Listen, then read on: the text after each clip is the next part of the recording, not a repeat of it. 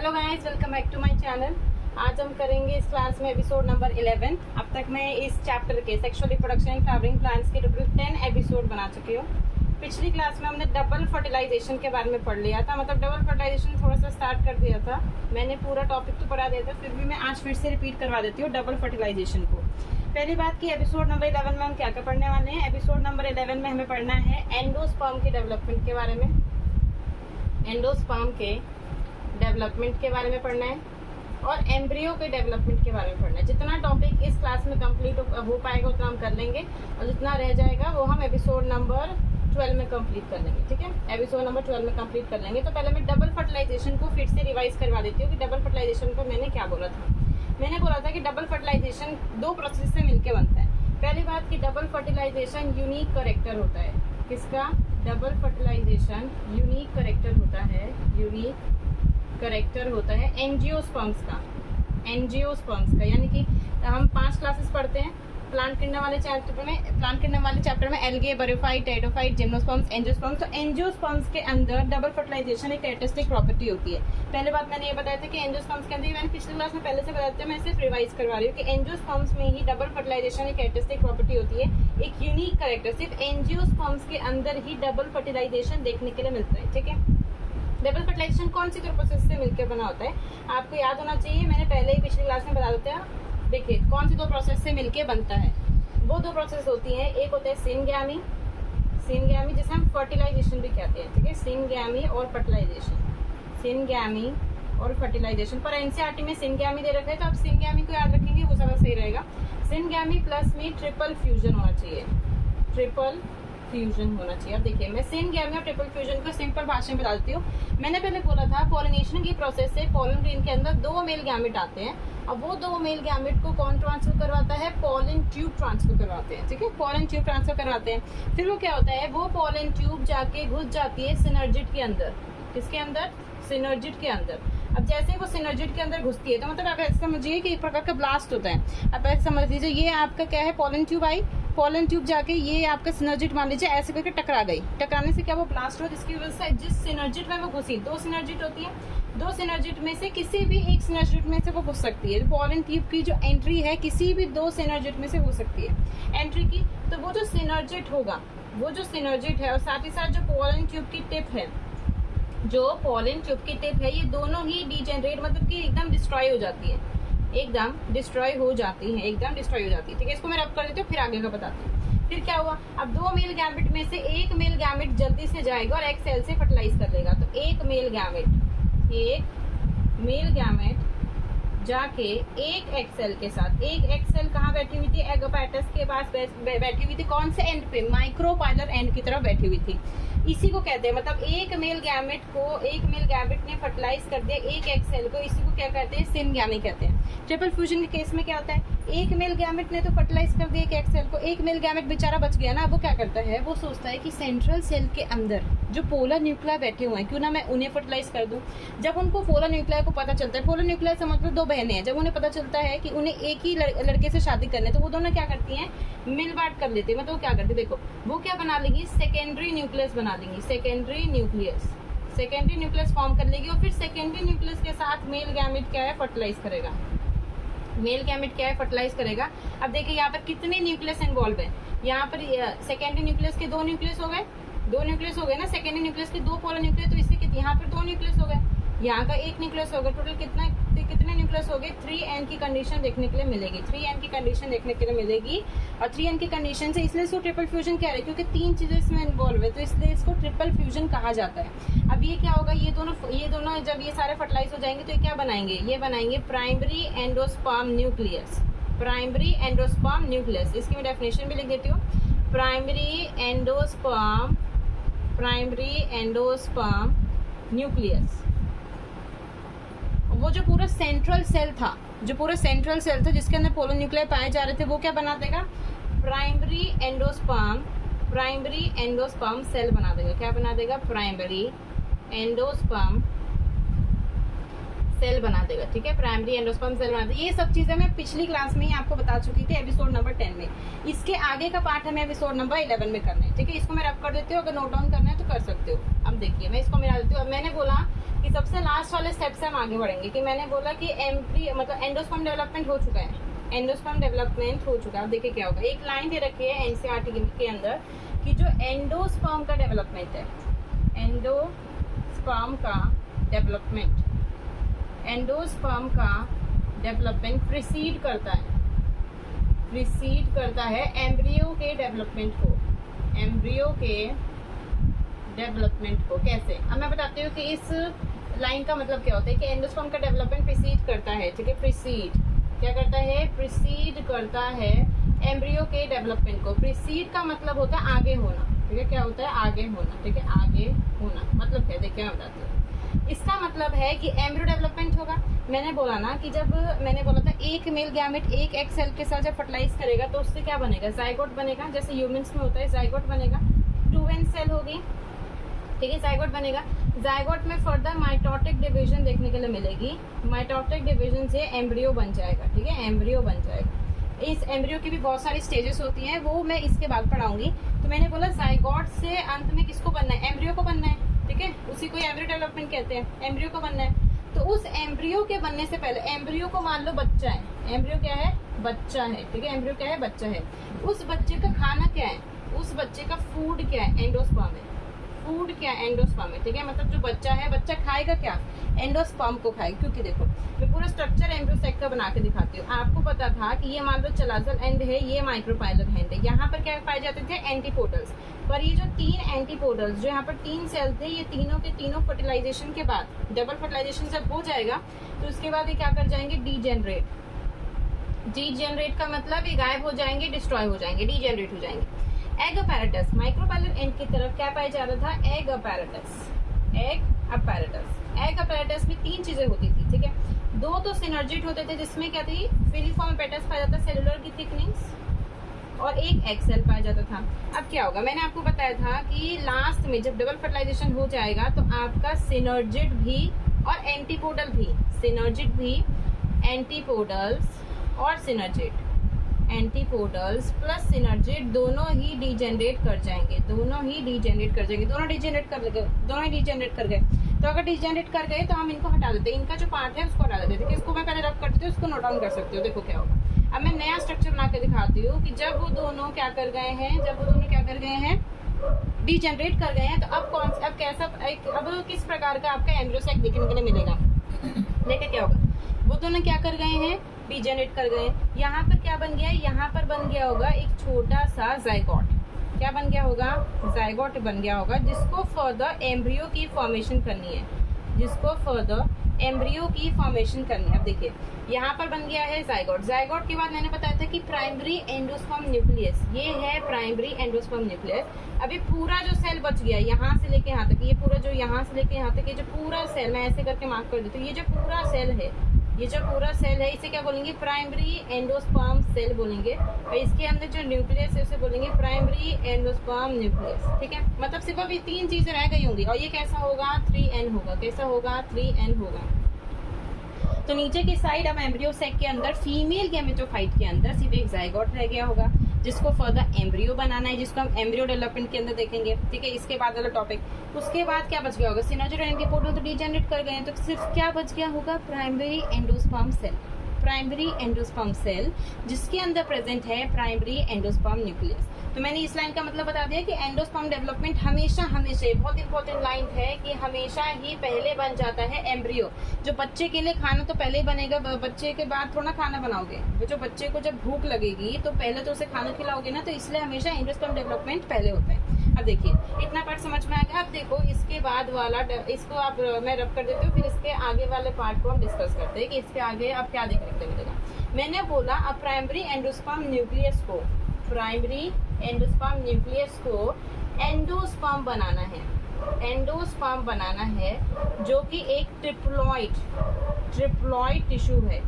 Try का मतलब 3 होता है, तो क्या है, एक ट्रिप्लॉइड टिश्यू। अब देखिए वो कैसे बनाएगा, प्राइमरी एंडोस्पर्म न्यूक्लियस को एंडोस्पर्म बनाना है जो कि एक ट्रिप्लॉइड टिश्यू है, ठीक है। अब मैं बताती हूँ कैसे बनाएगा। प्राइमरी एंडोस्पर्म न्यूक्लियस के अंदर सक्सेसिव, ठीक है, सक्सेसिव का मतलब होता है एक के बाद एक, successive strictly free nuclear divisions देखने के लिए मिलेंगी, स्ट्रिक्टली फ्री न्यूक्लियर डिविजन्स देखने के लिए मिलेंगे। अब ये स्ट्रिक्टली फ्री न्यूक्लियर डिवीजन वाला जो टर्म है ये आप पहले ही पढ़ चुके हो एम्ब्रियो सेक के अंदर, कि एम्ब्रियो सेक कैसे बनता है। जो आपका मेगास्पोर मदर सेल होती है, फंक्शनल मेगास्पोर होता है, वो 3 माइटोसिस करती है। 3 माइटोसिस वो कैसी माइटोसिस होती है? स्ट्रिक्टली फ्री न्यूक्लियर होती है। स्ट्रिक्टली फ्री न्यूक्लियर का मतलब होता है कैरियोकाइनेसिस। आप ऐसा समझ सकते हैं कि न्यूक्लियर डिविजन्स एक के बाद एक के बाद एक के बाद होती जाएगी, पर सेल वॉल फॉर्मेशन अभी नहीं हो रही है। देखो, जो आइडियल केस होता है उसमें क्या होना चाहिए? पहले न्यूक्लियस डिवाइड किया, फिर सेल वॉल आ गई, पूरा सेल बन गया। न्यूक्लियस डिवाइड किया, सेल वॉल आ गई, पूरा सेल बन गया। इसको बोलते हैं आइडियल कंडीशन। पर ये आइडियल कंडीशन से हट के ये वाली न्यूक्लियर डिवीजन होती है जिसमें क्या है, न्यूक्लियस डिवाइड करते जाएंगे। जब सारे न्यूक्लियर डिवाइड कर जाएंगे, एंड में सेल वॉल फॉर्मेशन होगी, उसे हम स्ट्रिक्टली फ्री न्यूक्लियर डिवीजन कहते हैं। क्या बोलते हैं? स्ट्रिक्टली फ्री न्यूक्लियर डिवीजन कहते हैं। तो मतलब मैंने क्या बोला कि primary endosperm nucleus successive strictly free nuclear division करेगा, जिससे वो क्या बना देगा? 1000, ठीक है, 1000 क्या बना देगा? हजारों, थाउजेंड्स ऑफ फ्री न्यूक्लियर बना देगा, थाउजेंड्स ऑफ फ्री न्यूक्लियर बना देगा, जिसे हम कहते हैं फ्री न्यूक्लियर एंडोस्पर्म। क्या बोलते हैं? फ्री न्यूक्लियर एंडोस्पर्म बोलते हैं। फ्री न्यूक्लियर एंडोस्पर्म बोलते हैं। अब ये जो थाउजेंड्स ऑफ फ्री न्यूक्लियर बन चुके हैं, इनके ऊपर फिर सेल वॉल की फॉर्मेशन होगी। किसकी फॉर्मेशन होगी? सेल वॉल की फॉर्मेशन होगी। सेल वॉल की जैसे ही फॉर्मेशन हो गई तो फिर वो क्या बन जाएगा? सेलुलर एंडोस्पर्म बन जाएगा। सेलुलर एंडोस्पर्म बन जाएगा। तो फिर से समझा देती हूँ कि प्राइमरी एंडोस्पर्म न्यूक्लियस है, उसके अंदर successive strictly free nuclear divisions करने हैं, successive strictly free nuclear division करने हैं, जिससे वो थाउजेंड्स ऑफ फ्री न्यूक्लियर बना देगा, जिसे फ्री न्यूक्लियर एंडोस्पर्म कहते हैं। अब ये थाउजेंड्स ऑफ फ्री न्यूक्लियर जो थे, इन फ्री न्यूक्लियर के ऊपर सेल वॉल की कवरिंग आ जाएगी, जिससे सेलुलर एंडोस्पर्म बन जाएगा। इस पूरे फ्लो चार्ट को लिख लीजिए, बहुत ज्यादा इंपॉर्टेंट है। फिर मैं आपको एक कोकोनट का केस बताती हूँ जिसके ऊपर बहुत ज्यादा क्वेश्चन आते हैं, ठीक है, इसको नोट डाउन कर लिया। अब मैं आपको एक कोकोनट का केस बताती हूँ जिसमें सिर्फ आपको पता होना चाहिए कि कोकोनट में कौन कौन सी चीज देखने के लिए मिलती है। जो टेंडर कोकोनट होता है, स्पेशल नाम दिया एनसीईआरटी ने टेंडर कोकोनट, ठीक है, टेंडर कोकोनट। जो रेडी वाले कोकोनट बेचते हैं उसमें आपने देखा होगा जो लोग गिरी खाते हैं, जो कोकोनट के अंदर, नारियल के अंदर जो गिरी होती है, जो व्हाइट पार्ट होता है, जिसको एक फैंसी नेम दे रखा है एनसीईआरटी ने, व्हाइट कर्नल। व्हाइट कर्नल वो कौन सा एंडोस्पर्म होता है? Cellular endosperm. सेलुलर एंडोस्पर्म होता है। और जो कोकोनट का वाटर होता है, जो कोकोनट का वाटर होता है, जो कोकोनट का पानी होता है, वो कैसा होता है? फ्री न्यूक्लियर एंडोस्पर्म होता है। कैसा होता है? फ्री न्यूक्लियर एंडोस्पर्म होता है, जिसके अंदर थाउजेंड्स ऑफ न्यूक्लियाई पाए जाते हैं। अभी जो मैंने चार्ट बनाए हैं इसमें आपको देखो कैसे क्वेश्चन पूछ सकता है। ऐसे पूछेगा कि टेंडर कोकोनट के अंदर जो सेलुलर एंडोस्पर्म होता है वो क्या होता है? वो व्हाइट कर्नल होता है, वो गिरी पार्ट होता है। उसी प्रकार से भी पूछ सकते हैं कि कोकोनट वाटर किस प्रकार का एंडोस्पर्म है, सेलुलर एंडोस्पर्म है कि फ्री न्यूक्लियर है? तो आपका आंसर होगा कि फ्री न्यूक्लियर है, जिसके अंदर थाउजेंड्स ऑफ न्यूक्लियर पाए जाते हैं। कोकोनट वाला आपको कंडीशन याद होगी कि कोकोनट वाले में क्या कंडीशन होती है, इसको नोट डाउन कर लीजिए। देखिए, मैंने बोला था कि इस एपिसोड नंबर 11 में हम क्या क्या पढ़ेंगे। एक तो हम पढ़ेंगे सबसे पहले एंडोस्पर्म के डेवलपमेंट के बारे में, कि पूरा एंडोस्पर्म कैसे डेवलप करता है। और एंडोस्पर्म को आप सिंपल भाषा में ऐसा समझ सकते हैं कि ये क्या है, एंडोस्पर्म का काम होता है। जैसे सबका अपना अपना काम होता है, उसी प्रकार से एंडोस्पर्म का क्या काम होता है? एंडोस्पर्म का काम होता है न्यूट्रिशन प्रोवाइड करना। क्या काम होता है? न्यूट्रिशन प्रोवाइड करना काम होता है। कि जो आपका जो बच्चा है, जो छोटा सा बच्चा है, अभी उसको बड़े होने में टाइम लगेगा, तो उसे तब तक के लिए खाना कौन देगा?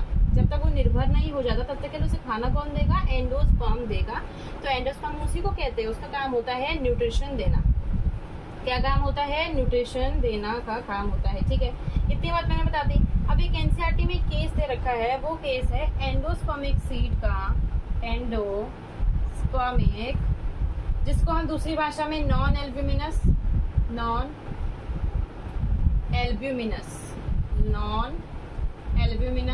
या फिर एक्स एल्ब्यूमिनस भी कह सकते हैं। और दूसरा वर्सेस आप लिख के इसको याद कर सकते हैं, नॉन एंडोस्पर्मिक, मैं शॉर्ट में लिख देती हूँ, नॉन एंडोस्पर्मिक, एल्ब्यूमिनस और देखो मैं बताती हूँ, देखो एंडोस्पर्मिक सीड है तो यानी कि एंडोस्पर्मिक सीड है तो एल्ब्यूमिनस और एल्ब्यूमिनस, ठीक है, देखो इसको फिर से एक बार लिख के देखो एंडोस्पर्मिक सीड है तो एंडोस्पर्मिक सीड का सिर्फ अभी एक ही नाम याद रखिए, एंडोस्पर्मिक, और दूसरा नाम है नॉन एंडोस्पर्मिक, दूसरा नाम है नॉन एंडोस्पर्मिक सीड्स। क्या हो जाएगा? सीड्स हो जाएगा। एल्ब्यूमिनस वाली पार्ट मैं इसके बाद समझाऊंगी, वो तब ज्यादा अच्छे समझ में आएगा। देखो एंडोस्पर्मिक सीड्स और नॉन एंडोस्पर्मिक सीड्स होती है। एंडोस्पर्मिक सीड्स का मतलब है एंडोस्पर्म बचा रहा, एंडोस्पर्म बचा रहा है, मतलब अभी भी एंडोस्पर्म बचा हुआ है। नॉन एंडोस्पर्मिक सीड का मतलब है, नॉन का मतलब है एंडोस्पर्म बचा नहीं, एंडोस्पर्म बचा नहीं। देखो इसका मतलब क्या है, देखो आपको पता है आपका एम्ब्रियो बन गया है, वो एम्ब्रियो धीरे धीरे बड़ा होगा, तो जब वो धीरे धीरे बड़ा होगा तो धीरे धीरे बड़ा होते होते उसे भूख लगेगी, ठीक है, वो खाना मांगेगा, तो खाना मांगेगा तो खाना उसे कौन दे रहा है? एंडोस्पर्म दे रहा है, ठीक है, एंडोस्पर्म दे रहा है, तो क्या करेगा? धीरे धीरे वो एंडोस्पर्म को खाता जाएगा। मान लीजिए कि इतने अमाउंट में एंडोस्पर्म है, एम्ब्रियो सेक के अंदर इतने अमाउंट में एंडोस्पर्म है, तो यहाँ पर मान लीजिए आपका एम्ब्रियो प्रेजेंट है, तो एम्ब्रियो देखो, एम्ब्रियो ने खाना शुरू किया, ये पहले इतना पार्ट खा लिया, फिर इतना पार्ट खा लिया, फिर इतना पार्ट खा लिया, खाता गया, ये पूरा मान लो पार्ट खा लिया, ठीक है, एंडोस्पर्म ने पूरा पार्ट निकल लिया और ये पूरा का पूरा पार्ट गायब हो गया, ठीक है, पूरा का पूरा पार्ट खा लिया। तो ऐसे सीड को बोलेंगे हम नॉन एंडोस्पर्मिक सीड। कौन सी सीड बोलेंगे? नॉन एंडोस्पर्मिक सीड बोलेंगे। वही दूसरी कंडीशन जब देखने के लिए मिले कि ये आपका क्या है, एम्ब्रियो है, ये पूरा का पूरा एंडोस्पर्म है, तो वो ये इतना पार्ट खाया, फिर इतना पार्ट खाया, फिर इतना पार्ट खाया, और इतना पार्ट छूट गया, बेचारा एम्ब्रियो इतना खाना नहीं खा पाया, इतना खाना उसने छोड़ दिया, तो उसको क्या बोलेंगे? एंडोस्पर्मिक सीड बोलेंगे। कौन सी सीड बोलेंगे? एंडोस्पर्मिक सीड बोलेंगे।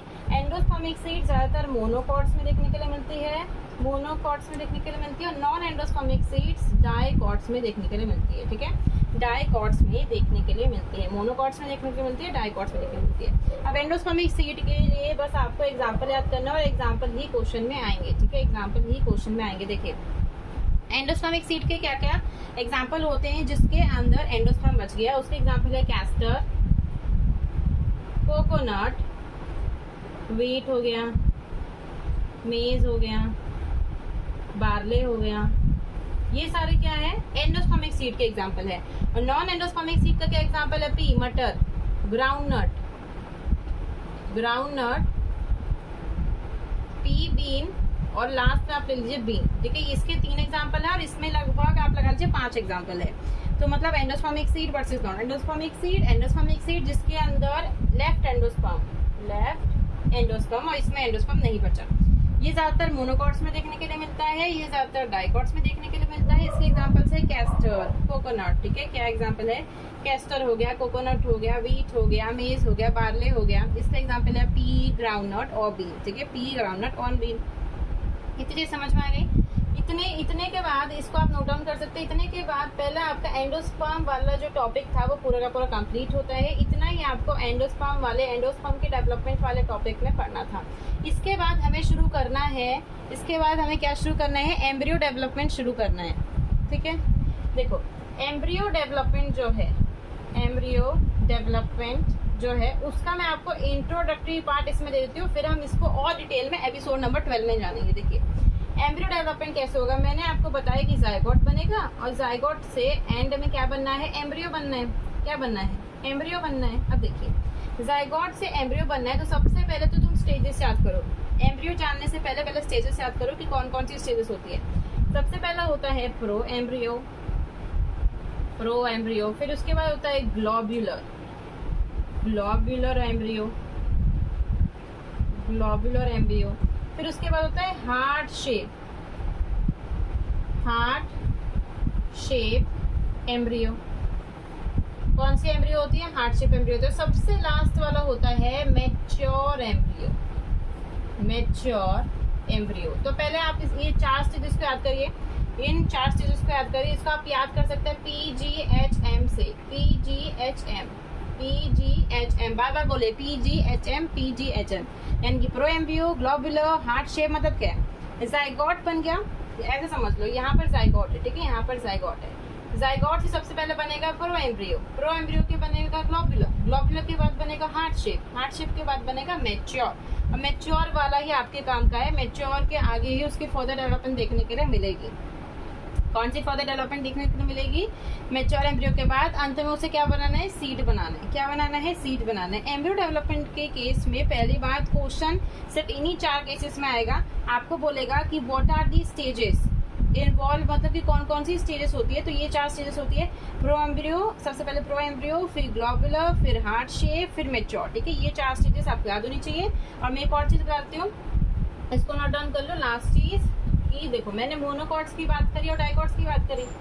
एम्ब्रियो डेवलपमेंट में आपको मोनोकॉट और डाइकॉट ये एम्ब्रियो के बारे में ही पढ़ना है कि मोनोकॉट का एम्ब्रियो कैसा होता है और डाइकॉट का एम्ब्रियो कैसा होता है। देखिए, ये एनसीईआरटी में लाइन लिखी हुई है कि देखो, मैंने ये चीज बता देती हूँ कि जो सेक्सुअल रिप्रोडक्शन के फ्लावरिंग प्लांट्स में तो सेक्सुअल रिप्रोडक्शन देखने के लिए मिलता है।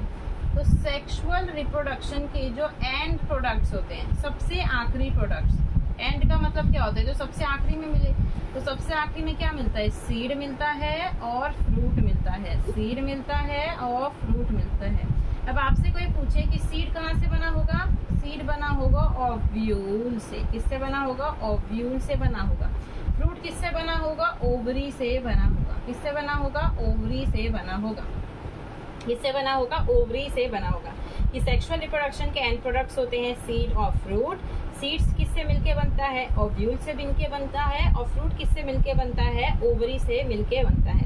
अब जो मेरे को लाइन बनानी थी वो मैं बताती हूँ। देखो, क्या लाइन बतानी थी कि मैंने आपको बताया कि एम्ब्रियो को अंत में जाके क्या बनाना है? सीड बनाना है। तो देखिए, अगर आप देखोगे ना, एक मोनोकॉट का सीड जाके देखना अपने घर में और एक डाइकॉट का सीड आप देख सकते हो। डाइकॉट जो बड़े बड़े प्लांट होते हैं, जैसे मैंगो हो गया, ठीक है, मैंगो हो गया। मोनोकॉट आप ले लीजिए वीट का सीड। तो आप इन दोनों को जो सीड देखोगे ना, तो देखिए, आपको क्या करना है? अपने घर में जाके देखना, जो मैंगो की जो गुठली होती है और जो वीट का जो आप खाते हो ना, वीट गेहूं का जो दाना होता है, इन दोनों में आपको बाहरी अपीयरेंस में देखने में, बाहरी अपीयरेंस में देखने में काफी ज्यादा डिफरेंसेस देखने के लिए मिलेंगे। मतलब मैं ऐसा कह सकती हूँ कि सीड्स डिफर ग्रेटली।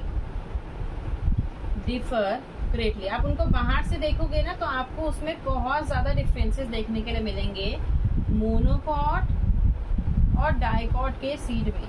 मोनोकॉट और डाइकॉट के सीड में, पर इनकी जो एम्ब्रॉयनी होती है, एम्ब्रॉयनी, अब आप पूछेंगे कि एम्ब्रॉयनी का क्या मतलब होता है? एम्ब्रियो डेवलपमेंट को ही एम्ब्रॉयनी कह सकते हैं। वो इनमें कैसी होती है? सिमिलर होती है। मतलब इस लाइन का मतलब क्या है? मैंने आपको बोला था कि मोनोकॉट का सीड जाके देख लो, जो गेहूं के दाने होते हैं, और डाइकॉट की जो गुठली होती है, मतलब कि मैंगो की जो गुठली होती है, उसको आप जाके देखोगे तो देखो, आपको उसमें काफी ज्यादा डिफरेंसेस देखने के लिए मिलेंगे। मोनोकॉट की जो सीड होती है और डाइकॉट की जो सीड होती है, तो उनकी जो सीड होती है वो डिफर ग्रेटली इन एक्सटर्नल मोर्फोलॉजी। आप उनको बाहर से देखोगे तो आपको बहुत ज्यादा डिफरेंसेस उसमें देखने के लिए मिलेंगे। पर उसमें कौन सी चीज सिमिलर है कि मोनोकॉट और डाइकॉट का जो एम्ब्रियो होता है, जो एम्ब्रियो आपको बताया ना कि पूरी एम्ब्रियो के मैंने 4 स्टेजेस बताई, pro embryo, globular, heart shape, mature. वो 4 स्टेजेस को पूरा करने के बाद ही अंत में सीड बनेगा। तो वो चारों स्टेजेस जो है सिमिलर होती है। मतलब चाहे मोनोकॉट हो चाहे डाइकॉट हो, वो चारों स्टेजेस सेम होती है, जो कि है pro embryo, globular, heart shape और मैच्योर। ठीक है, इस लेक्चर में इतना ही। इस लेक्चर के बाद और डिटेल में हम एम्ब्रियो डेवलपमेंट को जानेंगे एपिसोड नंबर 12 में, मोनोकॉट और डाइकॉट के एम्ब्रियो के बारे में। तो अंत में प्लीज सब्सक्राइब माय चैनल, और हो सके तो उसे लाइक भी करिए और शेयर भी करिए। Thank you.